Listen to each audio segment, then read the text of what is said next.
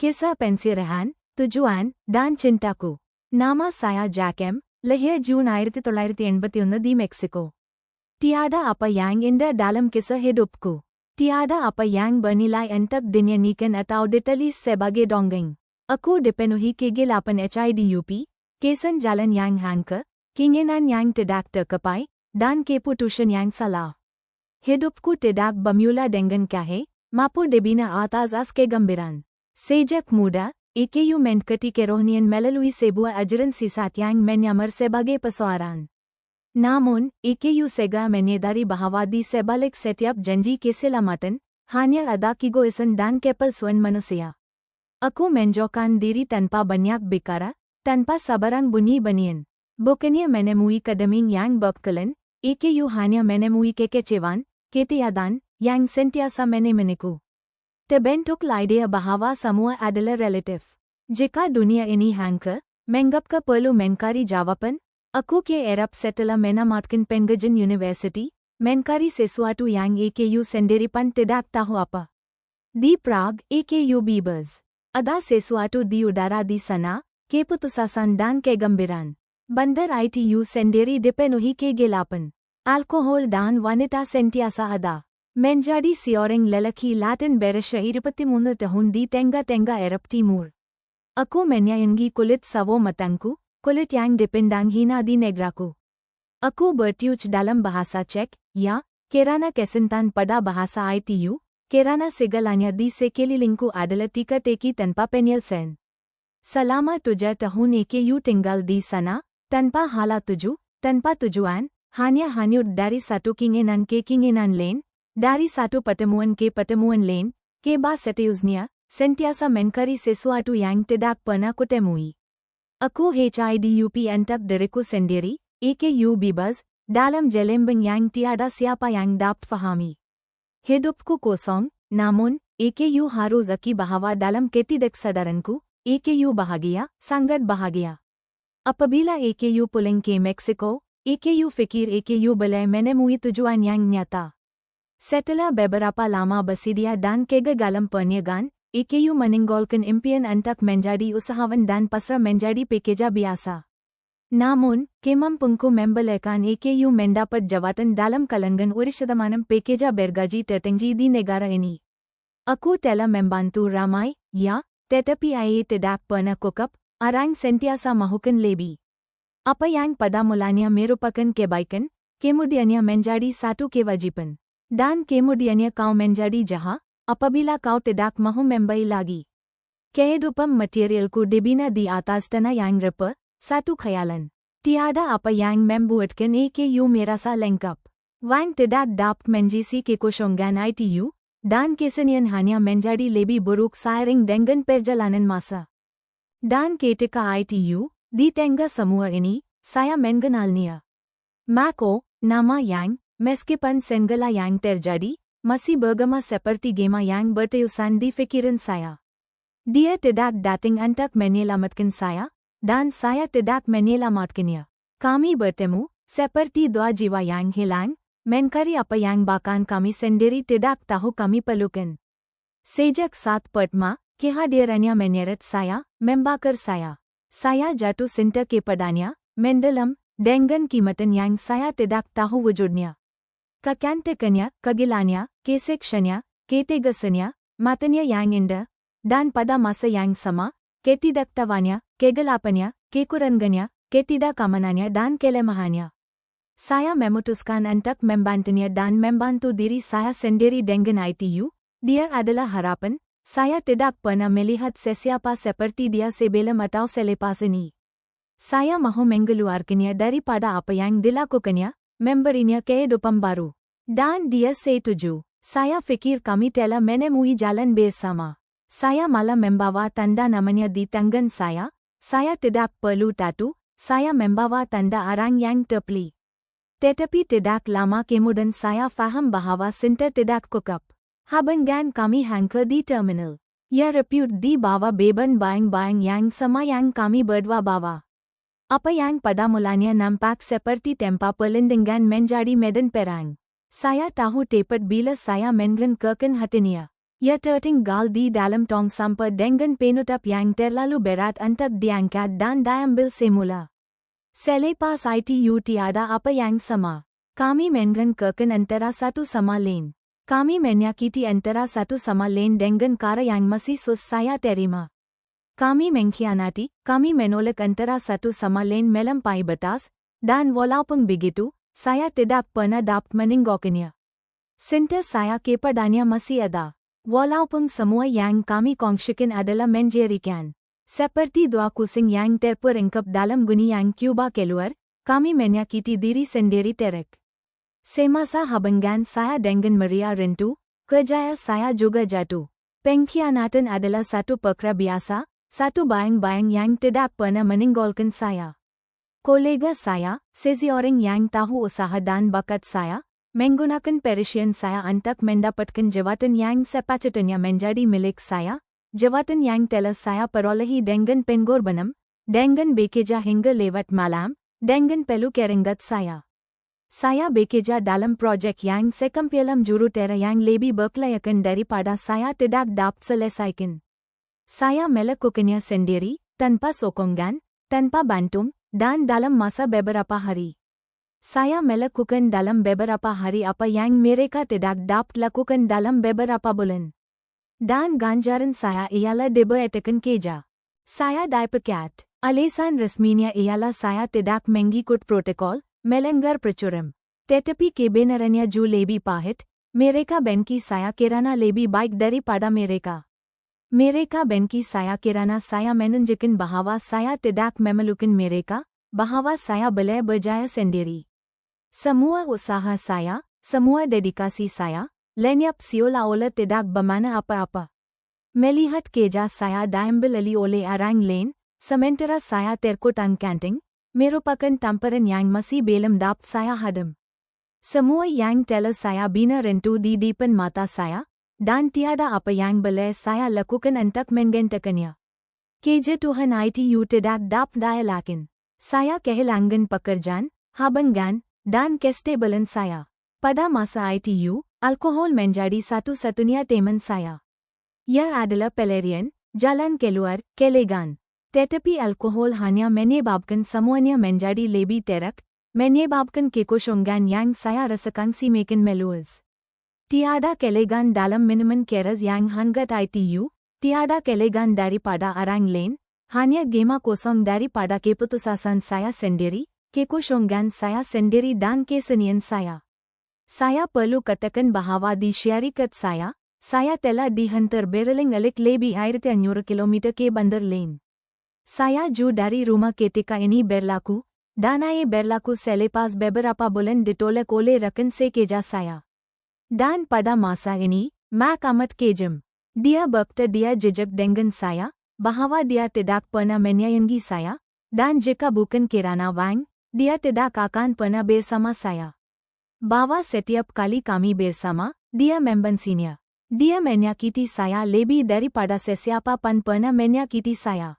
Dan dia melakukannya dengan mengejek, bercerita tentang hubungannya dengan kekasihnya, eleh, dan tidak menjaga diri, dan menawarkan khidmatnya pada masa yang sama, untuk wang, sudah tent. Saya mula memanggilnya, ialah perempung jelong, sesuatu yang saya sangat menyesali. Kerana seperti kata Sawana, siapakah yang lebih berdosa? Yang berdosa kerana apa? Atau yang membayar untuk berdosa? Wadalahara adalah zaman paling jelap dalam hidup saya. Selepas semua yang saya lalui, jiwa saya hangka. Kekosongan yang saya rasakan lebih daripada emosi, adalah lubang yang dalam yang tidak dapat saya isi dengan apa-apa. Setiap hari terasa seperti penderitaan yang panjang, dan walaupun saya mendapat kelegan daripada alkohol, perbualan yang kosong atau sebarang gangguan yang singkat, kekosongan itu tetap sama. Kehidupan seolah-olah rentu, dan saya tidak dapat melakukan apa-apa untuk menggantikannya. Saya rasa hidup saya sudah hilang kawalan, seolah-olah alam semesta telah menyeret saya ke jurang tanpa memberi saya peluang untuk bertindak balas.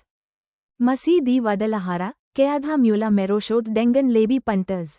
Bukan sahaja saya hilang arah, malas saya mula mersakang siola ola ada sesuatu yang mencintai saya. Malam-malam terasa panjang dan berat, dan setiap kali saya bersendirian, ada sesuatu dalam suasana yang saya tidak dapat jelaskan. Saya mula melihat bayangan, figura yang bergerak di sudut-sudut bilik apabila kahit terkina, walaupun saya tahu tiada orang lain di dalam bilik. Pada mulanya, saya fikir hanya imaginasi saya, mungkin saya terlalu pena atau tertekan. Tetapi lama-kelamaan, bayangan-bayangan itu menjadi lebih gigi. Ya kekal di situ, memerhati. Saya dapat merasakan kehadirannya walaupun saya tidak melihatnya secara langsung. Saya berada di tempat yang gelap, bukan sahaja dalam fikiran saya, malah di sekeliling saya. Ketika itulah, dalam usaha mencari jawaban, saya mula mendengar video-video tarot dan penyerangan. Saya bukanlah seseorang yang percaya kepada perkara-perkara sebegini, tetapi ketika itu, saya sangat hilang sehingga seberang kemungkinan untuk memahami apa yang berlaku sudah cukup untuk saya mengubahnya. Pada mulanya, bahkan tarot yang saya temui agak. Tetapi suatu malam, semuanya berubah. Seorang wanita bercakap selama sejam tentang hidup saya. Ia tepat sekali, sehingga dia menggambarkan keadaan saya dengan terperinci yang tidak dapat saya abaikan. Pertama, dia bercakap tentang masa lalu. Dia menyebut perkara yang hanya saya tahu, perkara yang baru berlaku. Dan dia melakukannya dengan begitu tepat sehingga membuatkan saya terkedu. Kemudian dia mula bercakap tentang masa kini, keja, pengkhianatan, pergolakan dalaman, Mac. Dia sedang menggambarkan hidup saya, setiap patah perkataan tepat pada sasaran. Tetapi apa yang benar-benar memberi impak kepada saya ialah apabila dia bercakap tentang masa depan. Dia bercakap tentang perlindungan ilahi, tentang malaka yang mengelilingi saya, tentang orang-orang pilihan, dan tentang tujuan yang masih belum saya fahami. Dia memberitahu saya bahwa saya tidak keseorangan, bahwa semua yang saya hadapi adalah sebahagian daripada sesuatu yang lebih besar. Saya mesti katakan bahwa saya tidak pernah menghubungi wanita ini, tetapi saya masih menonton bakanya dan dia terus menggambarkan apa yang berlaku dalam hidup saya setiap hari. Walaupun saya sedikit terhibur dengan kata-kata itu, saya juga takut. Bayangan masih ada, dan setiap kali saya mendengar seluruh itu, beban situasi saya terasa semakin nyata. Saya mula rasa seperti terperangkap di antara dua dunia, satu penuh dengan kesakitan dan kegelapan, dan satu lagi lebih gelap tetapi terasa jauh. Ia seperti berjalan di atas tali di tengah jurang, tanpa tahu apa yang ada di kedua-dua belah pihak. Rakan-rakan teras meninggalkan saya, pengkhianatan teras berlaku, kekejaman Mac juga. Satu malam saya mahu gantung diri dengan kabel, tetapi sesuatu berlaku dan saya memutuskan untuk berdoa memohon pertolongan daripada Tuhan, sesuatu yang tidak saya lakukan selama bertahun-tahun. Tuhan menjawab, dalam doa saya hanya meminta jika Mac bukan untuk saya, supaya dia menghilangkan kesakitan saya. Jujur, saya tidak kisah apa-apa lagi, hanya dia, saya terlalu letih, terlalu sakit, saya tidak mampu lagi. Kesakitan saya tidak hilang sepenuhnya, tetapi ia berkurangkan sedikit sehingga saya dapat sedikit kekuatan dan kembali kepada keadaan saya sendiri, dan itulah yang saya lakukan.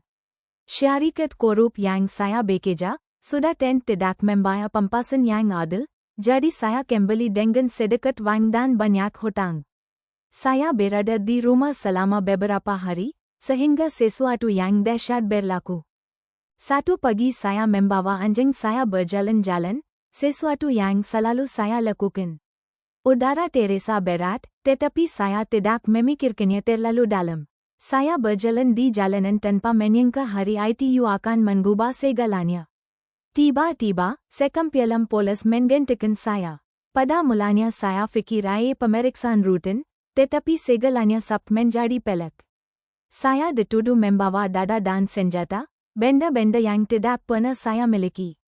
Saya tidak faham apa-apa. Mereka telah memutuskan saya bersalah. Saya diikat tangan di situ juga, di hadapan anjing saya, dan dibawa pergi tanpa diberi peluang untuk menghubungi sesiapa. Di dalam kereta polis, semasa dalam perjalanan, mereka menjelaskan semuanya. Seorang polis, dengan senyuman sinis, memberitahu saya bahwa ini tidak ada kena mengena dengan saya. Ia adalah urusan balas dendam. Rupanya, isteri seorang jiran yang ahli mafia mempunyai perasa terhadap saya, dan suaminya telah memutuskan untuk melibatkan saya dalam mimpi anggeri ini. Yang paling ironik ialah saya sendiri tidak kenal mereka. Saya tidak kenal dia maupun isterinya. Saya menghabiskan 2 hari di penjara. Tempatnya kota dan menjijikan. Dindingnya lembab, bunyi tidak tertanggung, namun saya berpeluang berkawan dan Tuhan melindungi saya. Sementara saya berada di sana, polis yang rajua mengambil kesempatan untuk menserbu rumah saya. Mereka mengatakan mereka mencari bukti, tetapi yang mereka lakukan hanyalah mencuri. Apabila saya pulang, komputer, telepon, tablet, beg galas saya, semua yang berharga telah hilang. Ya seolah-olah mereka telah memutuskan untuk memusnahkan bukan sahaja kebebasan saya, tetapi juga segala yang telah saya bina. Tetapi mereka juga mengambil ketakutan saya. Di situ, dalam keadaan ITU, saya menerima petunjuk langsung pertama dari Tuhan. Tanpa kiasan, tanpa keraguan, tanpa basa-basi. Beberapa hari sebelumnya, tukang ramal taruh berkata bahwa saya akan menemui sebatang bulu di tempat yang tidak mungkin, dan pada saat ITU saya akan tahu bahwa Tuhan bersama saya. Di dalam penjara bawah tanah, ketika saya menunggu keputusan, dalam keadaan kota dan berlumpur di tapak kasut saya dapati sebatang bulu putih daripada seekor burung. Pada saat ITU saya mendapat wahyu, Tuhan bersama saya dan tiada apa yang akan berlaku kepada saya, dan begitulah yang terjadi. Akhirnya, saya berjaya membuktikan bahwa saya tidak bersalah. Saya dibebaskan, tanpa rekodnya, tetapi penggelaman ITU telah meninggalkan kesan yang mendalam kepada saya. Saya telah menemui apa yang saya cari. Mengetahui bahwa mereka boleh mencipta satu pembohongan yang begitu besar, bahwa mereka boleh memusnahkan HIDUP Anda dalam sekelip mata, telah meninggalkan satu luka yang masih belum sembuh. Dan, walau bagaimanapun, saya masih di sini. Saya keluar dari lubang ITU, walaupun saya bukan lagi orang yang sama, sekarang saya lebih kuat dan saya tidak takut. Sepanjang semua ini, door ITU mula terbentuk, terhadap beberapa versi, bukan sebagai penyelesaian yang lembut, tetapi sebagai penyelamatan yang pahit, lahir daripada keputusan, daripada keperluan untuk mencari sesuatu yang lebih besar daripada kekosongan, ketiadaan. Walaupun menghadapi sayatan dalaman, doa membolehkan saya mula membina semula diri saya, perlahan-lahan. Ketiadaan ITU berubah menjadi sejenis kekuatan, satu kekuatan yang bukan lagi bersifat meroskan, tetapi bersifat mengubah. Ini hanyalah permulaan daripada satu seri peristiwa yang membawa saya ke tahap kesukaran yang tidak tertanggung.